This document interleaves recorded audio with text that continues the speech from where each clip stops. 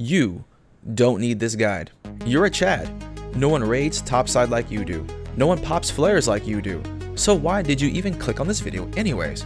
I know why. Your teammates are lacking your Chad level game sense and always needing your help. You're tired of wasting defibs on them and having to 1v3 the whole lobby while they play the flute. So you're just gonna watch this whole video to make sure it's worth sending to them, of course. Let's get to it.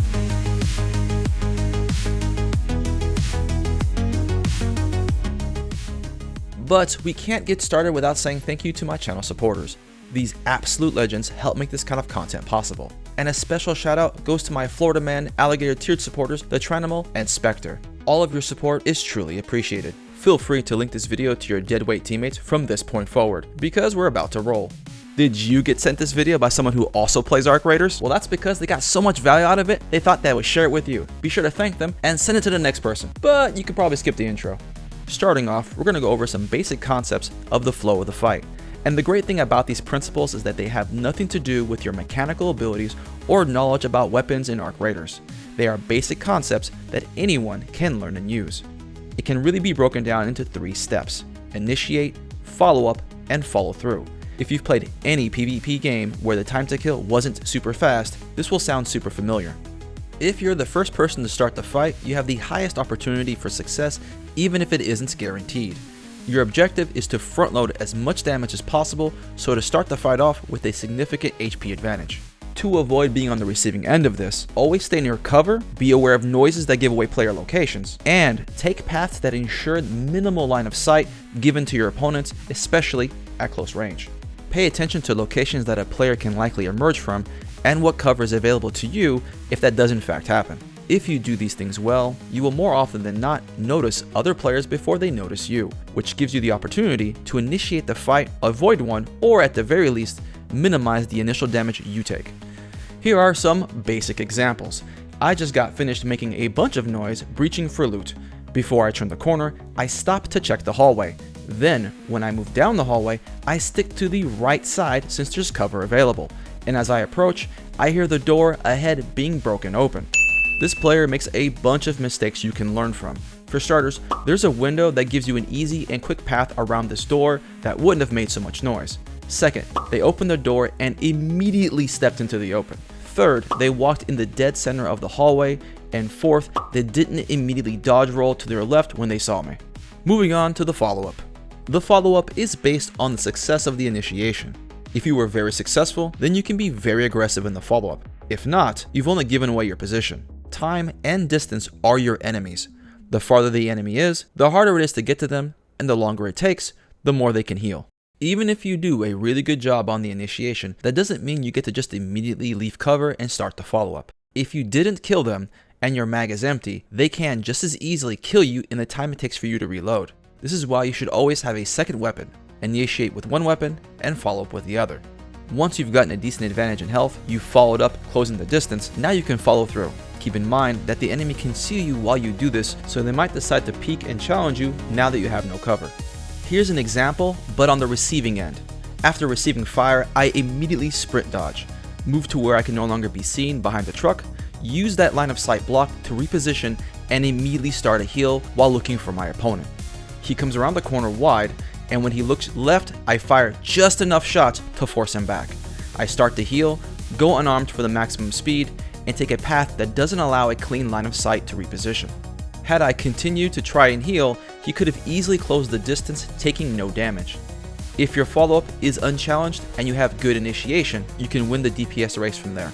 Now, if the fight becomes a stalemate and the HP advantage is gone, this is called a reset. From here, the tempo is open to being taken by whoever wins the damage trade and proceeds to start over again. If you initiate on someone and then they survive and fall back to a point where you don't feel comfortable following through, it's perfectly okay to disengage from there. Survival is the win condition that trumps all factors.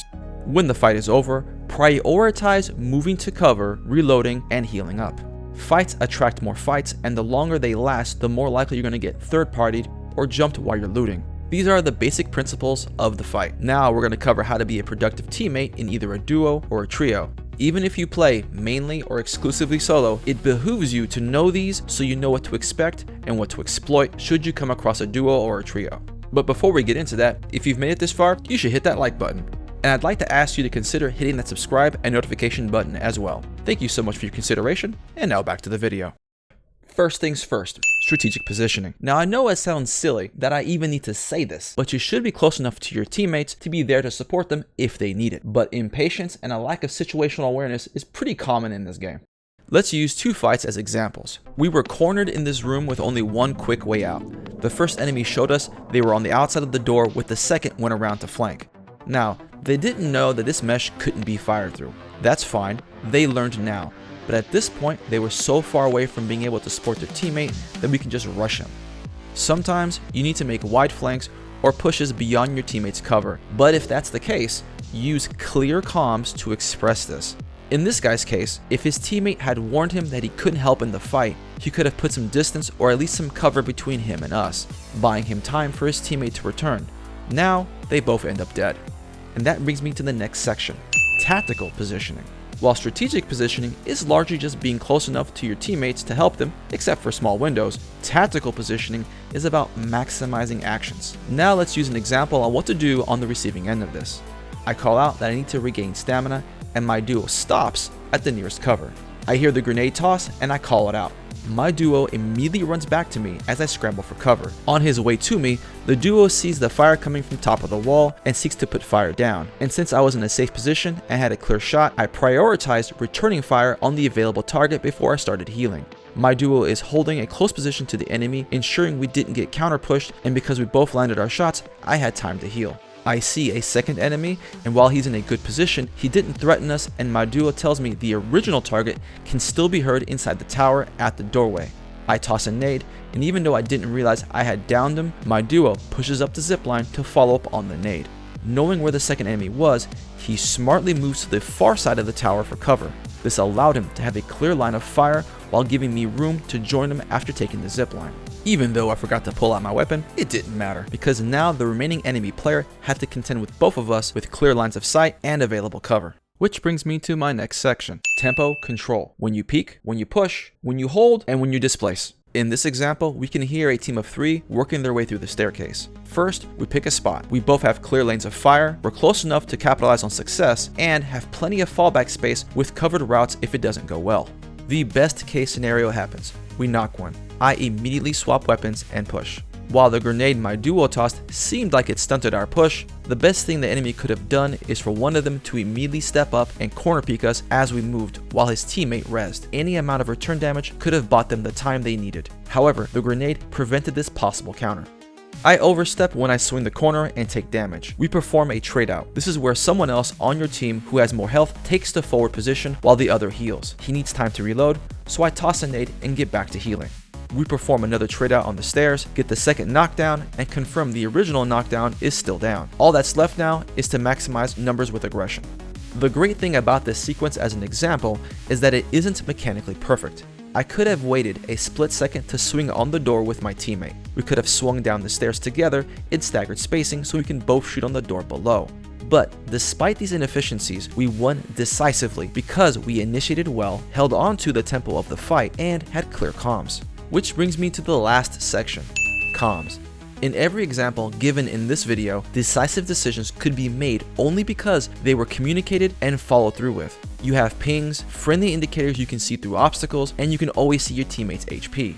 Once you've established the goal of any given situation, whether that be to take a fight, hold position, or fall back, you only really need to communicate 4 things: reloading, healing, rough enemy damage, and movement. And any one of these only takes 2 or 3 words. With this information, you'll be clearing the lobbies in no time. Okay, well, maybe not. Well, at least you'll have a much better idea of how to win a fight or what mistakes are leading you to losing them. If you're looking for people to play with, check out the Discord in the links below or the Twitch for live gameplay if that's your thing. Ways to support the channel are linked down in the description. Thank you so much for watching till the end, and as always, good hunting.